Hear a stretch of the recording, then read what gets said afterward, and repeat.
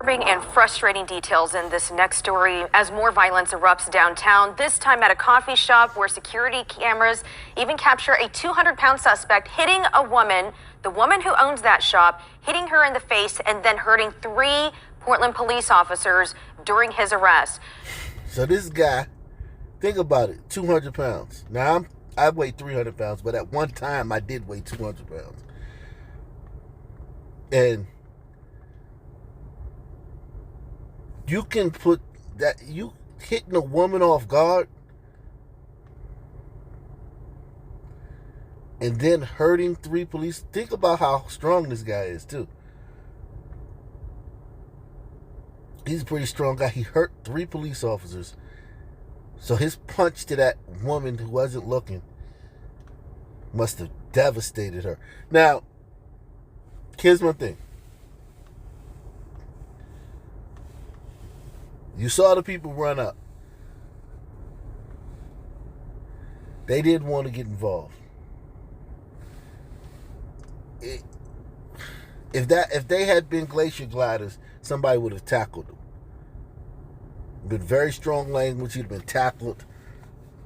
Sun Man do some stuff like that. People like, they just want to go look like, hey. They only want to say, hey. Terrified. So this guy managed to survive. It's a miracle he survived. As you know, who's the last one? Floyd? No, after Floyd. Not after. I haven't heard one in a while. If you have one of a brother, because remember, this is supposed to happen every day, all day. This happens all the time, every day. This is constant fear. This is what every Sun Man is fearing all day. Give me another one, because I haven't heard one in a while of a brother getting a knee, the people's elbow, anything, to death from the cops. And that just may be me, you know, a blind spot. I'm missing something, but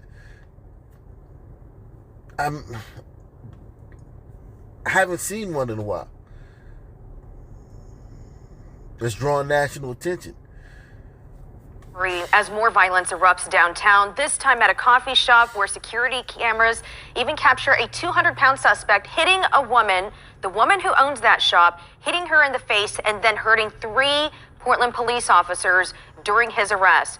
Let's get to our Wayne Haverly. He's been looking into this case very closely. And Wayne, I understand the suspect in this case already out of jail tonight? Yeah, Elizabeth, that is exactly right. Less than 24 hours after that incident, he was released from jail, so he's back out here on the streets. And now think about if you're that woman.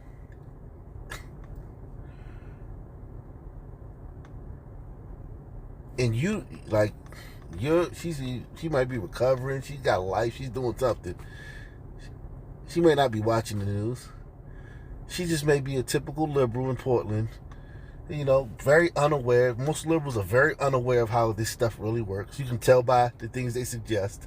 Defund the police, criminal justice. They very unaware of how this stuff works. So she just assumes, okay, they arrested him.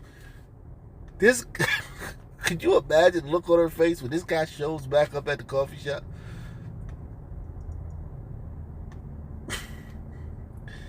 She might faint. Her heart might jump out of her chest. Because I'm telling you, liberals have no idea how this stuff works. And I know you're like, but they're the loudest ones talking about it. That don't mean nothing. Just because somebody's the loudest person talking about it and they got the most to say about something, that has nothing to do with how adept and how, you know, knowledgeable they are about the subject. Okay? yeah, Elizabeth, that is exactly right. Less than 24 hours after that incident, he was released from jail, so he's back out here on the streets. And you're about to see just how random and violent that attack was. And as you can imagine, employees at that coffee shop, they're concerned for their own safety tonight. It's really bad. Rowan Wilder works here, and she's speaking for the owner who's recovering from injuries. In the face, yeah. She had to get stitches in her lip, and she's got 2 black eyes. It started when Locke walked in, grabbed a Coke from this cooler and chugged it down. The owner tries talking to him, but when he ignores her, she grabs her phone to call for help, but gets hit in the process. So let me guess, she doesn't watch my videos. Not surprising, but she obviously doesn't watch my videos. What do I always tell you guys? If you're going to call, don't be all up in the person's face. I'm calling the police. No. If it's on the street, bend the corner, step into a store, call the police, and, be on your way. All this, I'm calling the police, mister, and you're going to be in... No. Don't do that. Don't do that. Especially when you've defunded the police. And in a place like Portland, like, they really did it. Like, some places they talked about it. Some places they took a couple million away. Portland, they really, really, really did it. Like, they gutted their police department. Response time is going to be a little slower, and you're standing in this guy's face, and then you're out in the doorway waiting for, you're going to go to the door and wait for him to walk out. Like, nah. And then also, you never tell a submate that you got to leave somebody, regardless of the circumstances. But it's my business. Never do it, and then stay there. If you're going to do it, tell him to leave, and then you leave. So she obviously doesn't watch my video. In the face, yeah. She had to get stitches in her lip, and she's got 2 black eyes. It started when Locke walked in, grabbed a Coke from this cooler and chugged it down. The owner tries talking to him, but when he ignores her, she grabs her phone to call for help, but gets hit in the process. She flew backwards, and he took the phone that she was calling for help with. Police officers caught up with Locke 2 blocks away, but the violence continued. According to court papers, the defendant first attempted to punch Officer Srisongkam with a closed fist. The defendant then attempted to punch Officer Wells in the face before refocusing on Officer Srisongkam with a barrage of punches. When officers used a taser, things got worse. The defendant then rushed at Officer Wells like a football player and punched her in the face as he knocked her to the ground. Officers Flower, Wells, and Srisongkam all sustained injuries.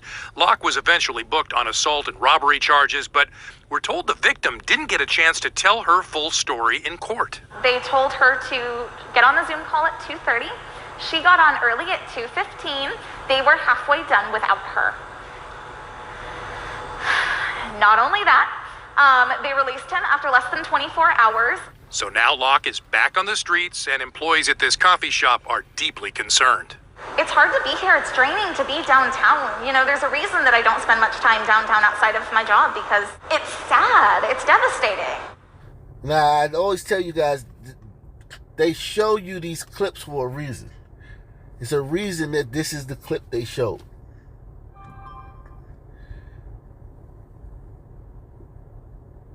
It's sad. It's devastating. Claire, tell us the real reason why you don't like going downtown. Not all these adjectives. What's the real reason you don't like going downtown or even being downtown to work? So now Locke is back on the streets, and employees at this coffee shop are deeply concerned. It's hard to be here. It's draining to be downtown. There's a reason that I don't spend much time downtown outside of my job, because it's sad. It's devastating. Yeah, I reached out to the prosecuting attorney in this case and to the Portland Police Bureau trying to get more answers to what happened here, why he was released so early. We've got a lot of questions, and we will certainly continue to follow this story and let you know when we get more answers. Reporting live in downtown Portland, Wayne Haberly, KOIN 6 News.